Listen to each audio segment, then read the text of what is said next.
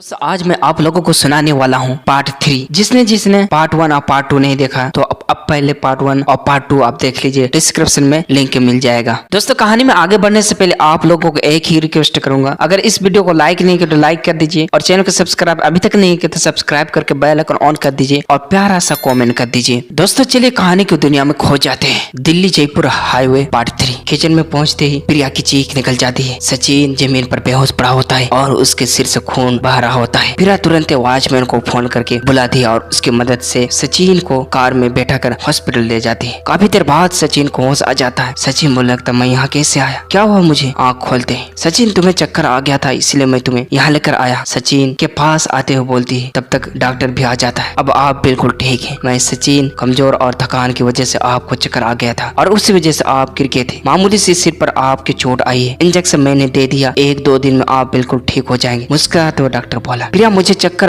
आ कैसे गया? मैं तुम्हारे साथ बैठा खाना खा रहा था। सोचते सचिन बोला। कुछ सोचते हुए प्रिया बोली शायद थकान की वजह से तुम्हें चक्कर आ गया था, अब तुम ठीक हो। रात भर एडमिट रखने के बाद सुबह डॉक्टर सचिन को डिस्चार्ज करते थे। प्रिया सचिन को लेकर घर वापस आ जाती है। प्रिया ये सब क्या है, किसने किया? ये पूरी डाइनिंग टेबल का सामान जमीन पर कैसे बिखरा पड़ा है? घर के अंदर आते ही सचिन पूछ बैठा। सचिन तुम्हें कुछ याद नहीं, कल क्या हुआ था? आश्चर्य से प्रिया ने पूछा। नहीं प्रिया मुझे तो कुछ याद नहीं है, कल क्या हुआ? ये किसने किया? ऐसा हाल घर का? सचिन बोल उठा। कुछ ही नहीं, अभी तुम आराम करो, मैं तुम्हें सब बाद में बताऊंगी। कहते हुए प्रिया सचिन को बेडरूम में लेके सचिन को लेटाकर प्रिया डाइनिंग रूम को साफ करने लगी। तब तक दरवाजे में घंटी बजी और घर के मोड़ पर आ गई। प्रिया ने मिलकर उसके साथ डाइनिंग रूम को समेटा। दीदी ये टेबल का सामान किसने गिरा दिया? भैया से झगड़ा हुआ क्या? वैसे तो कभी ऐसा नहीं देखा मैंने इतने सालों में। सवाल करते हुए कोमल बोली। नहीं कोमल झगड़ा नहीं हुआ, लेकिन जाने कल क्या हुआ था। सचिन को बाहर से खाना मंगवाया था, वो तो ऐसे खाने लगे जैसे जन्म से भूखा है। फिर खाना खत्म होने के बाद गुस्से से सब पलट दिया। उदास होते प्रिया बोली अरे दीदी तो बना देने चाहिए था ना खाना और भैया के लिए, और उन्हें भूख लग रही थी। कोमल बोली। कोमल मैं तो और बना देती, लेकिन कल सचिन की आवाज सुनकर मैं बहुत घबरा गई थी और कुछ ना बोलते बना नाकाम करते। डरे हुए स्वर में प्रिया ने बोला क्यों दीदी ऐसा क्या हो गया था भैया की आवाज में? कोमल पूछ बैठी। सोचते हुए घबराए सी प्रिया बोली। कोमल सचिन की आवाज में कल एक और आवाज मैंने सुनी जो उसकी तो नहीं थी। हम कोमल ने हामी भारी और अपने काम में लगी। अपना काम खत्म करके कोमल चली जाती है और प्रिया खाना बनाने में लग जाती है।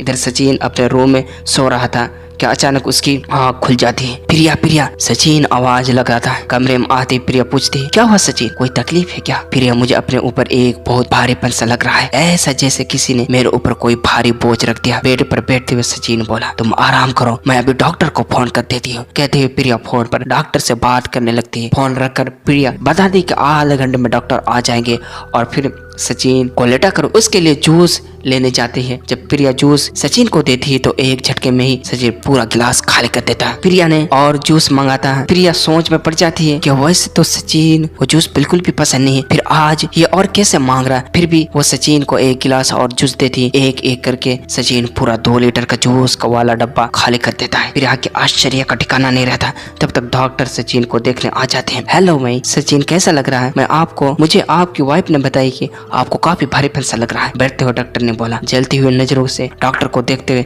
सचिन बोला मैं तो बिल्कुल ठीक हूँ, मुझे कुछ नहीं हुआ, कोई भारीपन नहीं लग रहा मुझे। ओके ओके कोई बात नहीं, अब मैं आ ही गया तो आपको चेक कर लेता हूँ। कहते हुए डॉक्टर जैसे सचिन का हाथ पकड़ा वैसे ही सचिन उसको धकेल देता है। ये क्या बदतमीजी है मैं? सचिन खुद को संभालते हुए डॉक्टर कहता है। प्रिया के आश्चर्य से इस अचानक हुई घटना को देखते हुए बोलती है सचिन क्या हो गया तुम्हें, तुम ऐसे क्यों कर रहे हो? सचिन बिना कुछ बोले बस डॉक्टर और प्रिया को जलती हुई लाल आंखों से घूरता रहा और फिर अचानक से बेहोश हो गया। डॉक्टर उसे देखता और एक इंजेक्शन लगाकर कुछ दवाएं लिखकर प्रिया को देकर चला जाता है। प्रिया वॉचमैन को पर्ची देकर दवाई लाने को बोलती है। थोड़ी देर में वॉचमैन दवाई को प्रिया को दे देते हैं और बोलता है मैडम क्या बात है, सब ठीक तो है ना? सचिन को क्या हो गया है? पता नहीं एकदम से उनके बर्ताव में बदलाव आ गया, अजीब हरकत कर रहे, उदास होते। प्रिया बोली मैडम कोई बात की जरूरत है तो बताइएगा। कहते हुए वॉचमैन चला गया। इधर सचिन लड़खड़ाते कदमों से अपने रूम के बाहर आता है। प्रिया मुझे बहुत दर्द हो रहा है, मेरे कंधे में ऐसा लग रहा है टूट गए और पीठ पर तो लगभग 200 किलो का बोझ हुआ है, मुझे डॉक्टर के पास ले चलो। प्रिया तुरंत सचिन को पकड़ के सोफे पर बैठाती है और पानी पिलाने की तुरंत उसे बाद बैठाकर डॉक्टर के पास ले जाती है। डॉक्टर उसके कंधे में एक्सरे करता है और तब तक के लिए सचिन को एक बेड पर लिटा देती है। करीब 20-25 मिनट के बाद जब सचिन एक्सरे डॉक्टर के हाथों में आता है तो उसको देखकर डॉक्टर सचिन और प्रिया की आंखें फटी फटी रह जाती है। ऐसा क्या था सचिन के एक्स रिपोर्ट में जिसने तीनों आश्चर्य में पड़ जाते हैं। आगे क्या होगा सचिन के साथ जानने के लिए नेक्स्ट पार्ट कमेंट करें और वीडियो को लाइक करके चैनल को सब्सक्राइब कर लीजिए।